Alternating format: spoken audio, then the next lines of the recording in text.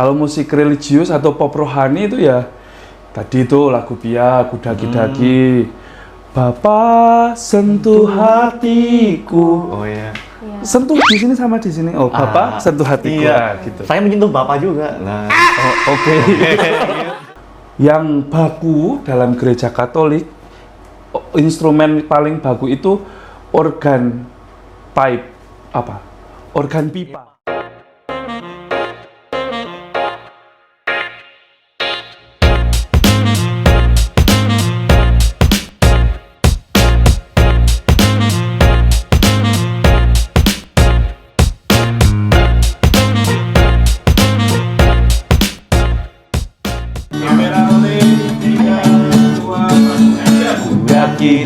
Daki gunung yang tinggi, ku turun lembah yang dalam, ku melintasi padang rumput hijau membentang.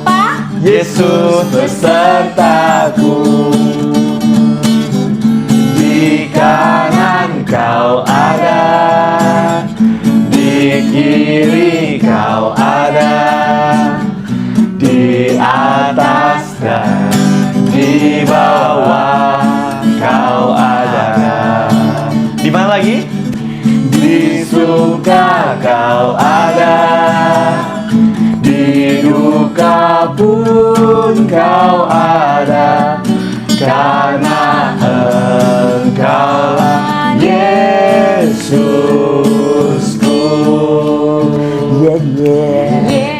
Nah gitu, mau kalau nyanyi lagu yang semangat. Iya gitu ya. Itu belum semangat itu. Ini Tena lebih semangat lagi kalau nyanyi. Apa? Oh, ya kan? Iya. Apa itu? Worship. Oh, ternyata Praise and worship. Aerosmith nanti bukan ya?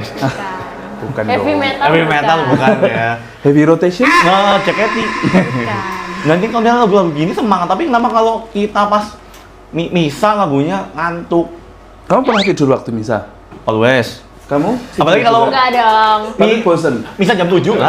Jam 7 Jam 7 pagi. Oh. Kamu pernah bosen? Pernah. Kenapa bosen? Soalnya lagunya kayak Monoton. iya. Iringannya juga cuma itu ya. Betul, apa itu sih?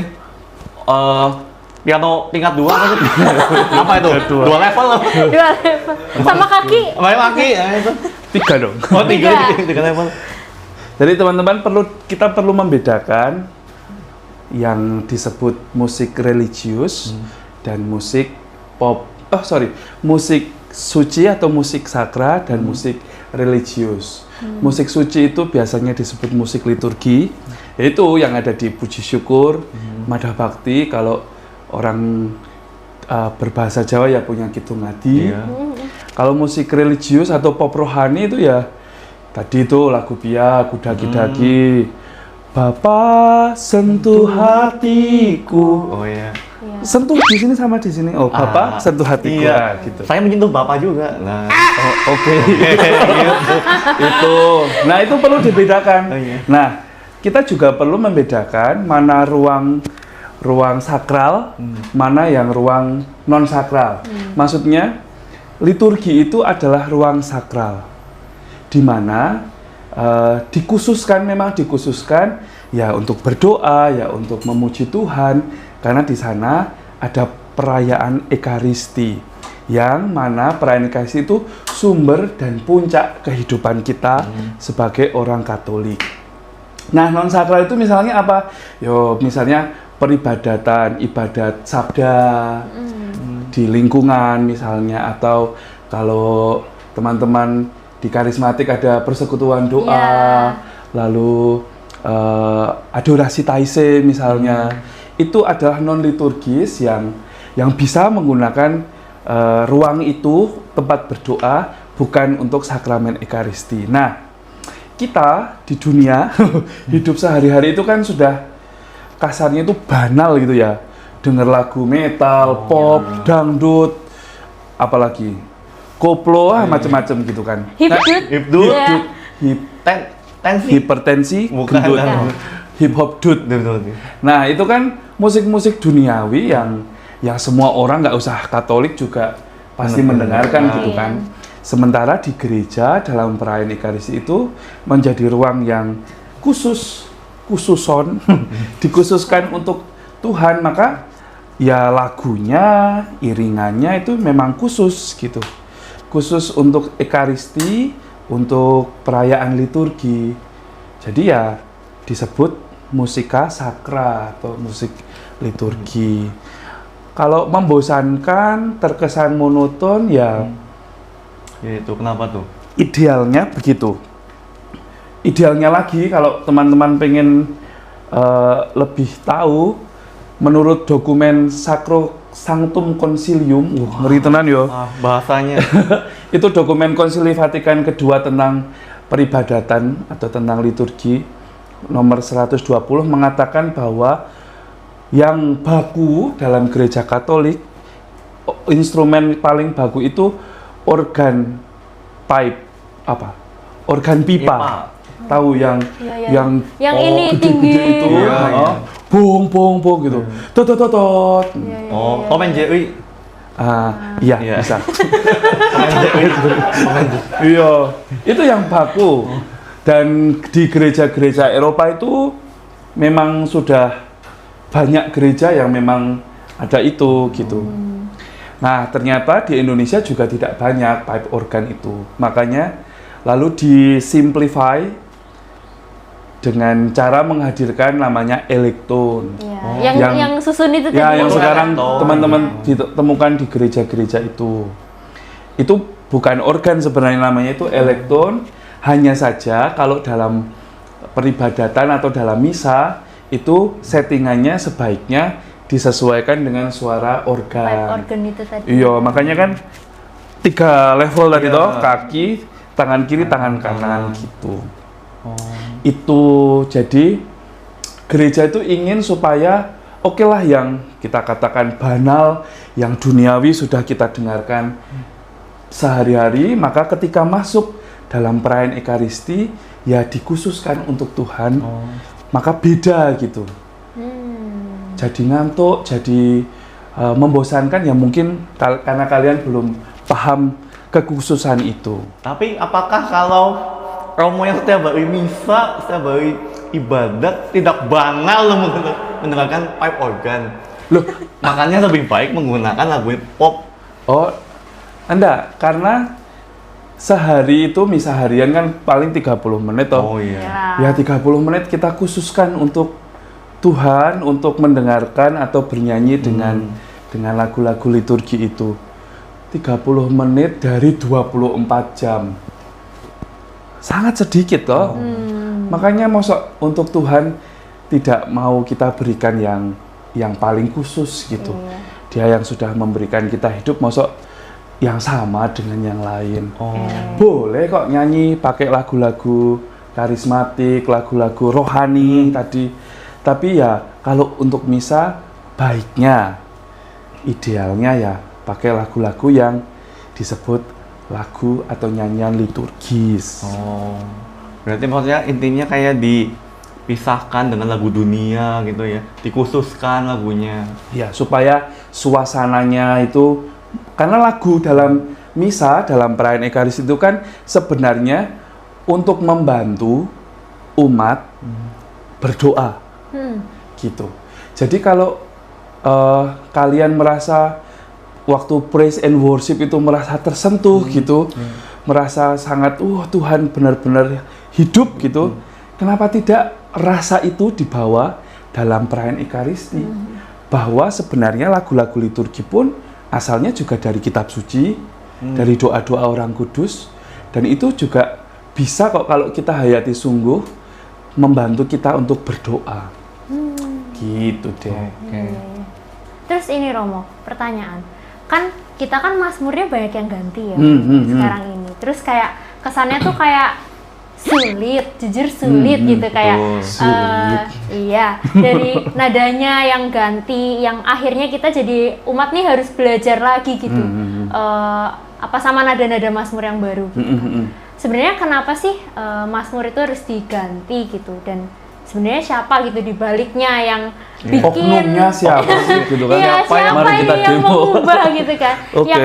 yang mengubah gitu, siapa sebenarnya yang bertanggung jawab untuk pembaruan Mazmur ini gitu. Yang dibarui juga Mazmur ya, selain karismatik ya.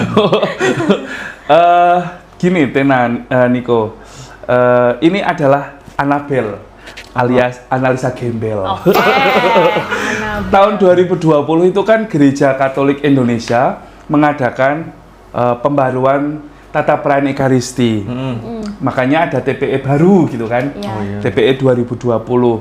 Itu karena di Indonesia ingin menyesuaikan dengan TPE dari sononya, dari bahasa Latinnya. Oh. Makanya jawaban-jawaban umat juga beberapa diperbarui. Lalu kalau kalian merasa juga anamnesenya juga baru toh, disesuaikan dengan bahasa aslinya, lalu diterjemahkan letterlek itu ya Plek ketiplek. iyalah gitu. Plek ketiplek. Gitu. Lalu dari bahasa Latin ke bahasa Indonesia. Nah, itu di sisi tata perayaannya, bukunya. Di Mazmurnya juga Konferensi Wali Gereja Indonesia atau KWI itu juga ingin setia pada penerjemahan yang sama dilakukan terhadap TPE. Maka dari bahasa Latinnya apa, lalu diterjemahkan ke bahasa Indonesia. Nah, celakanya Mazmur yang lama itu mengedepankan soal rasa perasaan, makanya kan lebih mudah, umat lebih mudah menangkap dan benar-benar syair dan melodi itu kawin gitu. Betul. Sementara Mazmur dengan melodi yang baru yang kita punya sekarang itu juga baik karena disiplin pada peraturan dalam musik liturgi bahwa melodi itu menghamba pada syair. Melodi menghamba pada syair. Jadi yang lebih diutamakan itu syair karena itu Mazmur kan dari kitab suci. Dan itu adalah sabda Tuhan. Maka tidak boleh dibalik. Maka seharusnya melodi itu mengikuti maksud dari syairnya. Liriknya itu ya. Celakanya tadi adalah terlalu pakem pada itu lalu meninggalkan rasa. Sementara kita orang Asia kan sangat unggul di rasa toh. Gitu. Nah, oknumnya siapa? Oknumnya siapa? Tidak tahu jelas, tetapi kalau kalian mau tahu siapa sih dalang dari semua ini, ya ini semua ide diprakarsai oleh Konferensi Wali Gereja Indonesia secara khusus di Komisi Liturgi, lalu pencipta-penciptanya ada di bagian belakang buku Mazmur yang baru. Nah, orang-orang itu yang mesti kita cari di Google berarti? Boleh. Kalau mau dihubungi ada di nomor ini.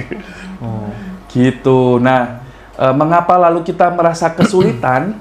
Ya karena yang lalu itu sudah merasuk dalam perasaan kita, yang baru belum bisa, atau bisa jadi jangan-jangan kita juga belum move on. Tetapi menariknya teman-teman, dalam sebuah kuliah liturgi di Jogja bersama Profesor Marto Sujito, beliau mengatakan semuanya boleh. Jadi mau pakai Mazmur dengan melodi lama, mau melodi baru sama saja. Oh, berarti tidak ada maksudnya keharusan gitu, kewajiban menggunakan yang baru gitu. Bahkan kalau teman-teman pergi ke luar negeri gitu ya, di Amerika misalnya, mereka pun di keuskupan A, keuskupan B akan berbeda melodinya. Yang satu jazz, yang satu blues. Nggak mungkin. Ya. Misalnya Amerika ya. Do re mi fa sol gitu di keuskupan A. Di keuskupan B mi re mi fa sol gitu. Tapi syairnya sama. Bahkan kalau hari ini misalnya kita Mazmurnya adalah utuslah rohmu ya Tuhan, di luar negeri sana juga sama. Utuslah rohmu ya Tuhan. Send your spirit gitu misalnya. Tapi kan tetap sama. intinya yang dimaksud. Hanya melodinya kan beda-beda. Nah, berarti Romo, kan tadi kan kalau Mazmur itu kan ada yang nulis gitu ya. Maksudnya bukan nulis tapi bikin melodinya gitu. Melodinya. Ada yang bikin lagunya gitu ya, Romo. Kalau kita nih misalnya mau bikin lagu gitu buat misa, sebenarnya boleh nggak sih? Oh, boleh. Boleh. Yang Boleh. buat dinyanyikan pada saat misa gitu, Romo. Syaratnya apa nih? Nah, Ketentuannya iya, apa? boleh. Syarat tapi ketentuannya laki-laki belum menikah Oh ya gitu. masuk seminari. Nah, berarti SK berlaku ya. Syarat untuk bisa lagunya dinyanyikan dalam perayaan Ekaristi, bahwa pertama-tama tadi syairnya berasal dari kitab suci atau dokumen gereja atau kata-kata orang kudus. Misalnya itu kemarin waktu pandemi itu doa komuni batin. Iya. Iya. Itu kan dari Santo Yohanes Maria Vianney, orang kudus pokoknya. Iya. Sorry Iya, lupa. iya, iya, iya. Itu, nah lalu dibuat melodinya oleh Dr. Alma. Lalu yang lain lagi bisa. Lagu Jubileum kemarin. Yu- Song of Wounded. Jubileum itu tentu itu bukan dari kitab suci, bukan dari tulisan para kudus gitu, tetapi bisa jadi dari refleksi manusia, meskipun dari kitab suci, dari tulisan para kudus, refleksi manusia biasa gini ya, itu harus mengalami proses namanya nihil obstat dan imprimatur. Apa tuh? Wah. NO, nihil obstat itu nihil tidak ada. Oh iya. Iya. Ada. Kosong, tidak ada obstat kesalahan. Jadi Tidak ada harus kesalahan. dikoreksi oleh para ahli teologi, ahli musik, untuk mengecek syairnya apakah tidak menyimpang dari ajaran gereja, apakah sesuai dengan kitab suci gitu. Imprimatur itu adalah persetujuan dari uskup setempat. Bisa jadi lagu A bisa dinyanyikan di keuskupan ini, tetapi tidak bisa dinyanyikan di keuskupan lain. Oh, berarti tergantung keuskupan masing-masing. Tapi umumnya kalau sudah, karena imprimatur itu diberikan oleh uskup, Masing-masing. tapi umumnya masih bisa sih kamu keuskupan Merauke misalnya Iya. punya lagu imprimatur oleh uskupmu, bisa dinyanyikan di Purwokerto, gitu. Dan itu biasanya terjadi di sini. Gitu, maka tidak sembarangan lagu bisa dinyanyikan dalam perayaan Ekaristi. Boleh, kalau mau lebih jelas sih, apa kayak jenenge puji syukur, madah bakti, kidung hati itu udah legal. Inilah obstat imprimatur Jelas sudah. boleh ya. Jelas boleh. Beberapa keuskupan mengeluarkan koleksi nyanyian liturgi. Misalnya di Jakarta itu punya koleksi untuk lagu perkawinan. Lalu di Jogja punya Bernyanyilah Bagi Tuhan. Atau itu isinya lagu-lagu liturgi untuk orang muda loh. Bernyanyilah Bagi Tuhan. Jadi bisa itu kita Bisa. bawain gitu ya. Lalu ada nyanyian perkawinan juga bagus-bagus. Nah itu kalau misalnya tadi ya, misalnya kita udah misalnya bikin lagu bisa, habis itu kita bisa nyanyiin gitu. Ternyata hasilnya bagus, umat suka, umat kasih applause. Weh. Itu boleh nggak? Boleh enggak? Sebenarnya tidak boleh. Kalau mau baku-bakuan ya, Iya. pakem-pakeman gitu. Tetapi kan tepuk tangan paling utama memang buat Tuhan gitu. Iya. Tetapi tepuk tangan selanjutnya ya bisalah. Kalau saya sebagai imamnya akan mengapresiasi itu. Pertama-tama yang diapresiasi bukan karena kor ini bagus, tidak. Tapi kor ini kita beri apresiasi karena sudah mendukung kita semua, membantu kita semua untuk berdoa kepada Tuhan. Gitu sih. Oh berarti tepuk tangannya itu bukan semata-mata karena kurnya bagus, tapi mengucapkan terima kasih ya. Makasih karena sudah membantu. kita dalam berdoa. Ujung-ujungnya kan hanya demi kemuliaan nama Tuhan. Tuhan. Asik. Kemuliaan nama Tuhan. Balik lagi itu ya. Gitu. Nah itu kalau misalnya lagunya bagus, semuanya komplit, ada SATB, ada organisnya, ada apa dirijennya, tapi kan apalah kita kadang gitu ya. Iya, kita bisa bernyanyi juga karena kasih karunia Tuhan. Aduh, Tapi ada kadang-kadang ada misalnya lingkungan-lingkungan yang misalnya nggak punya umatnya dikit, nggak punya organisasi lingkungan juga, tapi umatnya mau datang nih buat pelayanan, boleh nggak karaoke?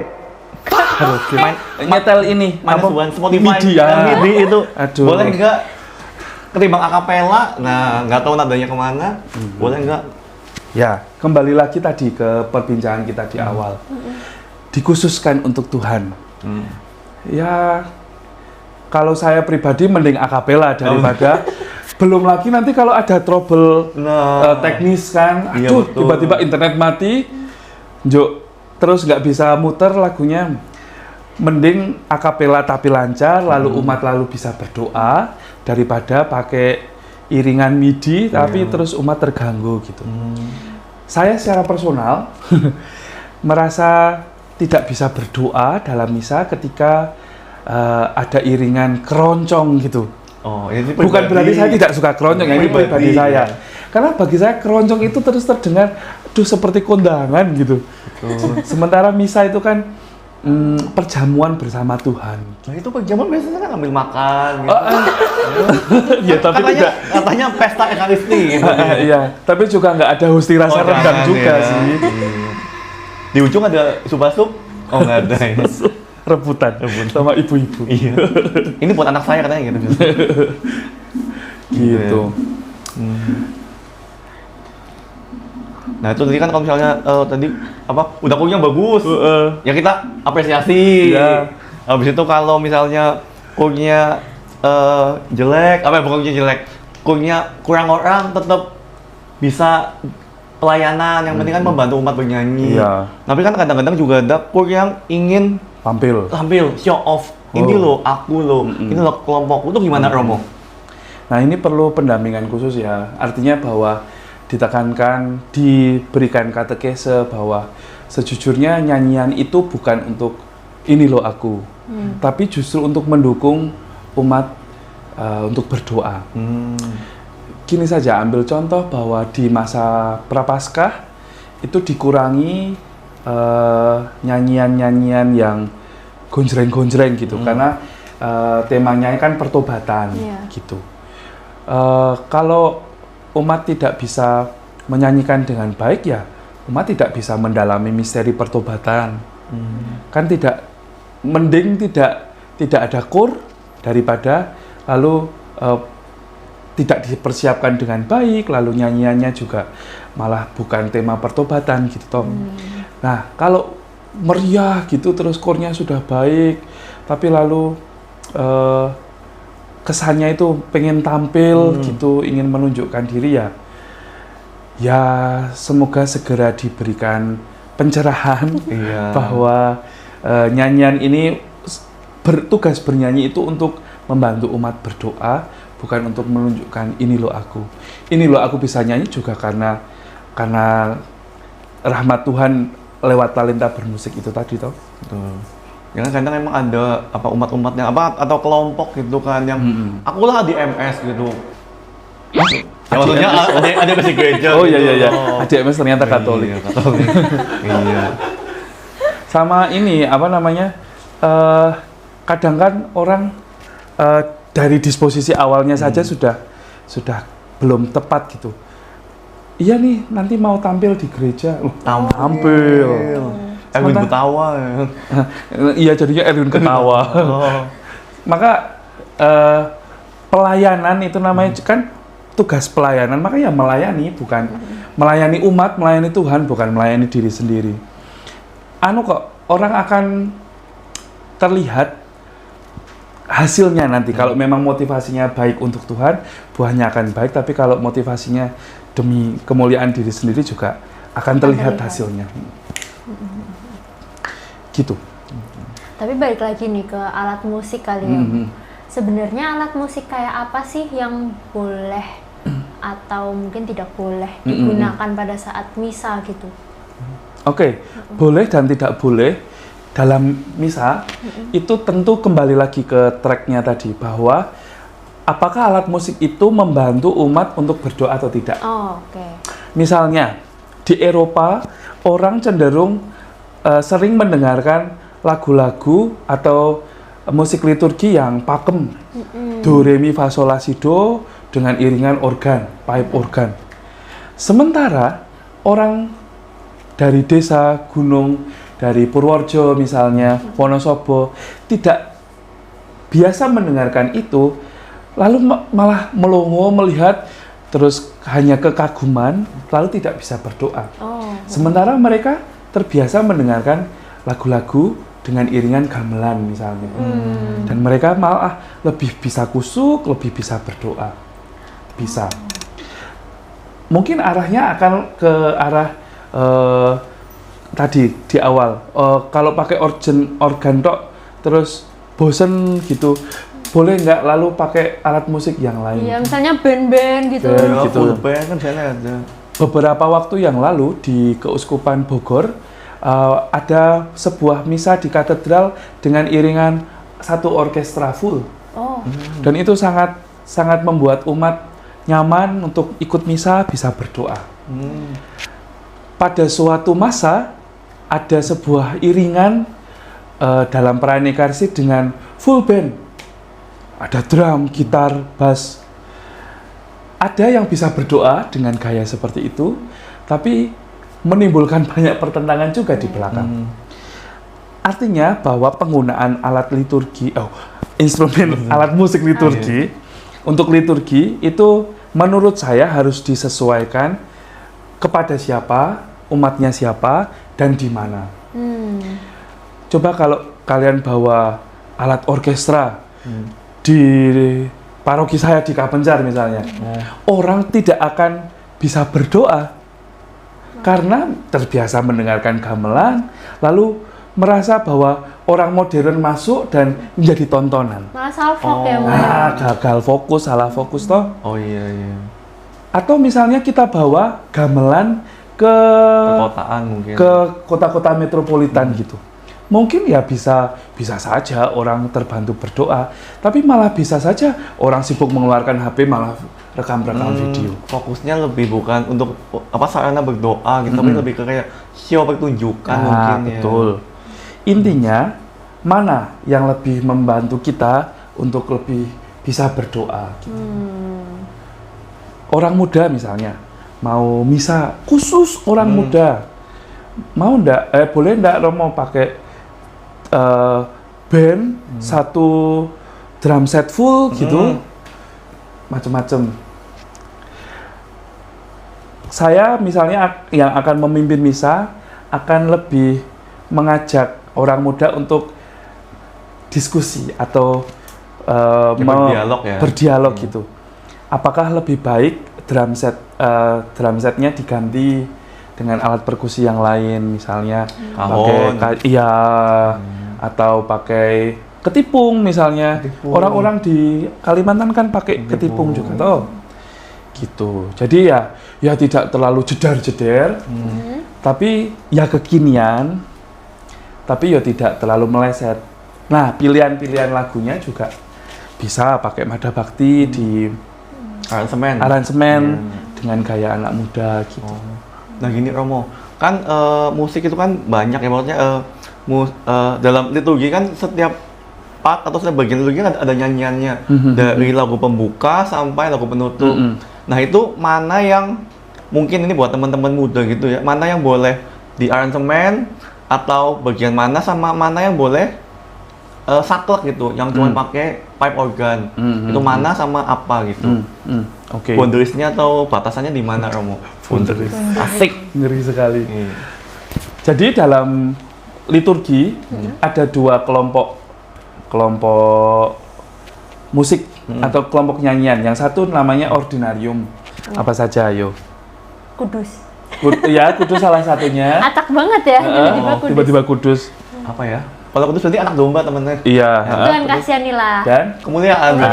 empat ini namanya ordinarium. Order kan yang khusus harus ada. Itu harus ada dan tidak boleh diganti-ganti syairnya. Itu. Lalu ada namanya nyanyian proprium. Proprium itu sebenarnya ya wajib nggak wajib gitulah. Fakultatif. Pembuka, apalagi selain ordinarium tadi, pembuka, persembahan, komuni dan penutup. Ya, itu empat lagu yang tidak masalah, ada lebih baik. Itu. Nah, yang proprium ini yang boleh lebih fleksibel gitu ya, lebih longgar gitu, boleh ambil dari mana. Biasanya kalau tidak ada nyanyian pembuka, Romo akan mengganti nyanyian pembuka itu dengan menyampaikan antifon pembuka. Itu di TPI Imam ada. Misalnya kemarin minggu keempat Prapaskah disebut minggu Epifani. Epifani mah penampakan Tuhan Yesus. Yang asulaping? Iyo. Iya, yang pink yang lucu. Lebanon apa sih? Letare. Iya itu ya. Letare itu kan. Iya, Iya. Bukan ini ya, letare. Tahu. Letare itu kan artinya sukacita. Nah, itu diambil dari kata pertama antifon pembuka Minggu Prapaskah keempat. Bersukacitalah Yerusalem. Gitu. Wow. Nah, apa namanya? Lagi. Tadi 4 lagu proprium bisa diambil dari mana-mana. Dan pemilihannya harus disesuaikan dengan bacaan Injil saat itu. Iya. Gitu. Misalnya Minggu Prapaskah pertama bacaan Injilnya biasanya tentang Yesus digoda di padang gurun apa padang pasir. Sama saja. Itu bisa. Padang Belantara bukan, Romo? Bukan. Padang bulan apalagi. Biasanya lagu komuninya sebaiknya ambil itu. Dulu Yesus berpuasa. Pantesan gitu ya, Romo ya. Jangan tiba-tiba langsung di muka Tuhan Yesus. Istana Cintamu nggak, Bro? Istana Cintamu kurang cocok ya. Biasanya bacanya itu OM kan. Istana Cintamu, persembahan hati. Nah, itu. Itu. Nah, kalau lagu pembuka itu intinya untuk mengajak umat masuk ke altar Tuhan, maka nyanyian bersama-sama yang umat juga tahu, bukan cuma kelompok kur. Itu persembahannya soal persembahan gitu. Ya tapi ya disesuaikan dengan masa, jangan persembahan hati sepanjang masa gitu ya. Komuni juga disesuaikan dengan bacaan Injil. Nah, penutup itu tentang perutusan. Gitu. Kalau ini Romo, kalau aku kan suka datang persekutuan doa ya. Boleh nggak sih sebenarnya kalau pakai lagu-lagu di persekutuan doa untuk di misa gitu? Oke, nah ini kembali ke rule pertama tadi. Apakah sudah mendapatkan nihil obstat imprimatur atau belum? Itu kalau mau pakem. Tapi kalau dilihat dari sisi pastoral, misalnya, ini adalah misa untuk anggota persekutuan doa, misa untuk anak muda misalnya, bisa saja pakai itu gitu. Tapi ya baik kalau dinyanyikan dengan baik gitu, supaya umat terbantu untuk berdoa. Dengan tema yang cocok dengan Injil itu juga tadi ya. Yang penting itu disesuaikan dengan bacaan pada perayaan itu. Gitu deh teman-teman. Mungkin dari sekian banyak perbincangan kita ya, Romo, kan mungkin ini beberapa dekanat khususnya di Keuskupan Purwokerto kan mungkin mau bikin acara-acara gitu kan. Nah di dalam acara itu biasanya kan ada EKM atau di puncaknya atau diawali FKM. Ini biasanya kan teman-teman muda kan pengen tampilan terbaik gitu kan. Nah, ini dari Romo Patrick yang sebagai paling paham musik liturgi. Nah ini gimana Romo nih? Ada kiat-kiat nggak? Maksudnya apa yang baiknya gimana tips gitu? And trick gitu ya. Biar lolos di ACC sama Romo Paroki, ya boleh gitu. Oke, teman-teman muda. Bagi saya, Ekaristi kaum muda itu menjadi penting karena disitulah cara gereja untuk mengajak anak muda itu mencintai gereja, mencintai liturgi. Sekali lagi bahwa liturgi harus dipisahkan dari kebanalan duniawi. Maka dikhususkan untuk Tuhan pertama. Yang kedua, membangun motivasi yang baik bahwa saya mau melayani. Bukan saya mau tampil. Melayani itu ya berarti ya membantu teman-temanku yang lain, umat yang lain untuk berdoa. Lalu yang ketiga, ini tentang bagaimana pastoral itu terjadi. Bagi saya, boleh alat musik semua dimainkan, tapi pertimbangkan lagi mana yang lebih membantu umat untuk berdoa. Bukan membantu kelompok kur untuk berdoa, bukan hanya membantu imam untuk berdoa, tapi membantu semua umat untuk berdoa. Musik gereja itu kalau mau dipelajari lebih dalam, punya frekuensi tertentu yang bisa membantu umat untuk berdoa. Yang jedar-jedar ya, nanti diredam dulu untuk misalnya after party. Ekaristi kan party kan? Di luar ekaristi boleh pakai drum set full, tapi kalau dalam ekaristi misalnya pakai akustikan, pakai keyboard, alat-alat tiup, flute, oboe, klarinet, saksofon, gitar, gitu cukup. Dan yang penting membantu kita semua untuk berdoa.